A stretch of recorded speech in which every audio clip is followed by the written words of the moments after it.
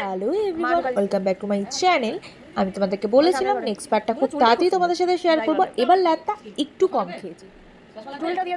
বলি আমরা সেদিন কোথায় গিয়েছিলাম। তো নর্থ বেঙ্গল থেকে কাছাকাছি 1 ঘন্টা দূরে আমরা চলে গেছিলাম মূর্তি। নামটা যারা নর্থ বেঙ্গলে থাকো তারা খুব ভালো করেই জানো। চলো সাথে থাকো, দেখতে থাকো কোথায় যাচ্ছি। যারা নর্থ বেঙ্গলে নেই তারাও অন করে রেখে দিয়েছে হাসি। বড় মাসির মেয়ে কালকে গামছা বেচানো দিতাম কালকে গামছা পরা ছিল জন্য ভিডিওতে আসতে চাইনি। এই হচ্ছে আর এই চলো, হচ্ছে চলো, আমার চলো। মামুনি। দেখে মনে হচ্ছে পুরো সংসারটা তুলে নিয়ে যাচ্ছে। জাস্ট 3 ঘন্টা ঘুরতে মার কোনো অসুবিধা নেই, মাকে পেছন ঢুকাই জোকস অ্যাপার্ট। সবাই গাড়িতে উঠে যাচ্ছে। এইবারই তো মেন খেলা, জল এখনই টেস্ট পেয়ে গেছে। বসবে। সবাই তো চায় সামনে বসতে, পেছনে তো কেউ বসতে চায় না। তা সত্ত্বেও মাদেরকে, মামুনিদেরকে, দিদিকে সবাইকে পেছন দিকে নিয়েছি। আর এবার দেখো না আমি কি করছি। সাইড থেকে টুক করে গিয়ে এবার আমি দেখবে সাইড থেকে মাঝের সিটটাতে বসে পড়বো। এই করে টুক করে নিজের জায়গাটা করে নিতে হয় গ্রুপে থাকলে, না হলে ওই পেছনে ব্লগ করছে তো একটুখানি মজা করছিলাম জাস্ট। তো এইবার আমার বোন উঠে যাচ্ছে, তারপরে মাসি উঠে যাচ্ছে, এইবার মেশো সামনের সিটে বসেছে। এবার আমরা গাড়ি স্টার্ট করলাম, রওনা দিলাম মূর্তির উদ্দেশ্যে।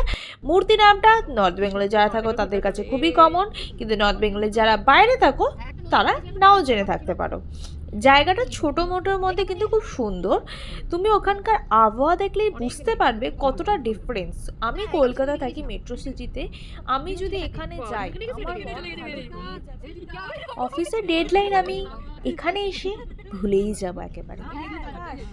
যদি পাহাড়ের উপরে ছোট্ট একটা কাঠের ঘর করে আমি সারা জীবন বসবাস করে যেতে পারতাম, আমার সত্যি এখন আর কোনো দুঃখ হতো না। ঘুমটা দরকার। আমার ভালো লাগে না, মাথা গরম হয়ে গেছে আমার।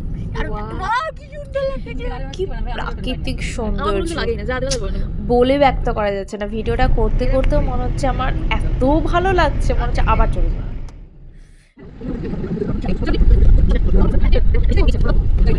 ফাইনালি আমাদের ডেস্টিনেশন ছিল মূর্তি, সেখানে আমরা পৌঁছে গেছি একে একে। এবার সবাই নেমে যাচ্ছি।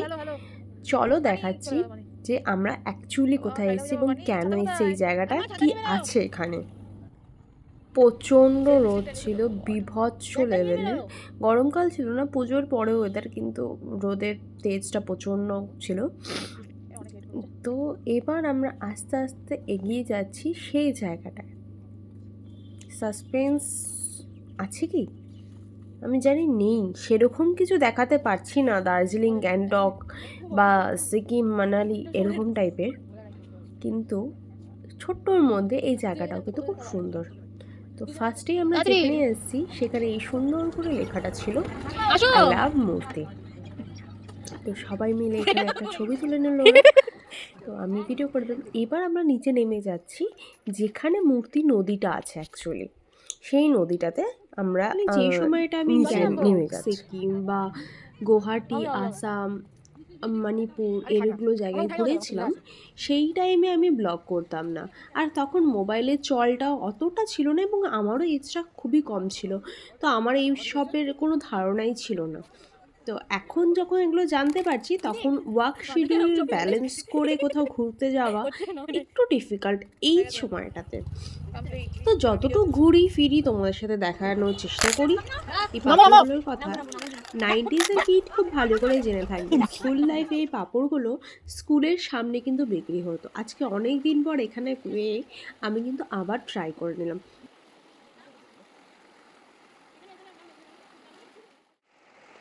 এবার নদীর কাছে এসেছি এবং আমি জলে নামবো না এটা তো হতে পারে না, কারণ অনেকের পাহাড় আর নদী বা সমুদ্রের সাথে কম্পিটিশন হয় যে কে কোনটা পছন্দ করে। আমি বেসিক্যালি পছন্দ করি হচ্ছে জল, সমুদ্র হোক, নদী হোক বা সামান্য একটা লেকও হোক না।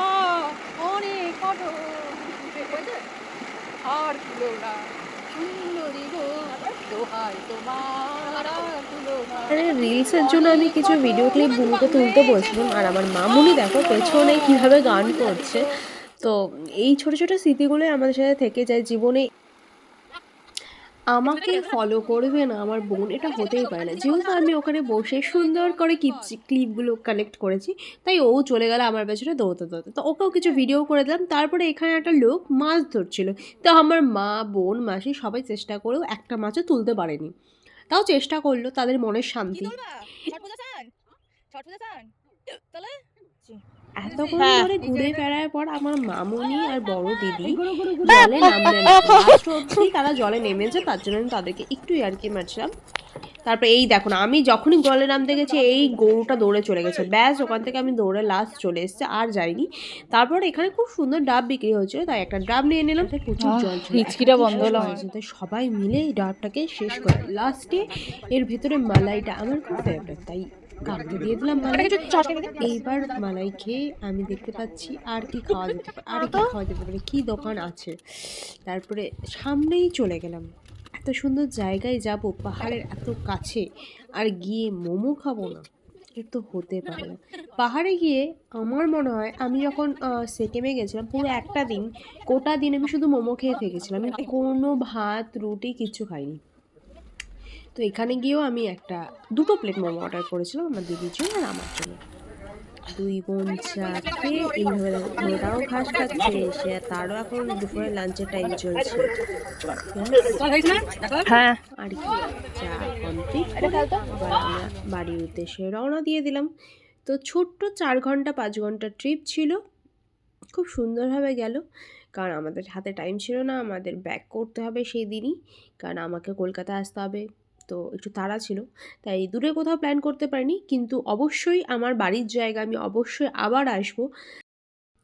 3 বোন আর আমরা 2 বোন, আর আমার দিদি, মাসি, মেসো সবাই যারা যারা গেছিলো সবার কিছু পিকচার তোমাদের সাথে শেয়ার করলাম।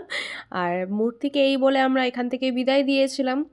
তো রাস্তায় কিছু ক্লিপ তুলে রেখেছিলাম, আমার বোনের এই ক্লিপটা হাস্যকর, আমি বাঁধিয়ে রাখবো এটা। তো ব্যাস, দিনটা খুব মজাই কেটেছিল। যদি ব্লগটা ভালো লেগে থাকে তাহলে আমাকে লাইক, শেয়ার, কমেন্ট করে জানাতে ভুলবে না। দিদুন বাড়িতে কিছু এই ছবিগুলো ছিল তাদের বিয়ে, তো তোমাদের সাথে শেয়ার করলাম। বাই বাই, দেখা হচ্ছে নেক্সট কোনো ব্লগে।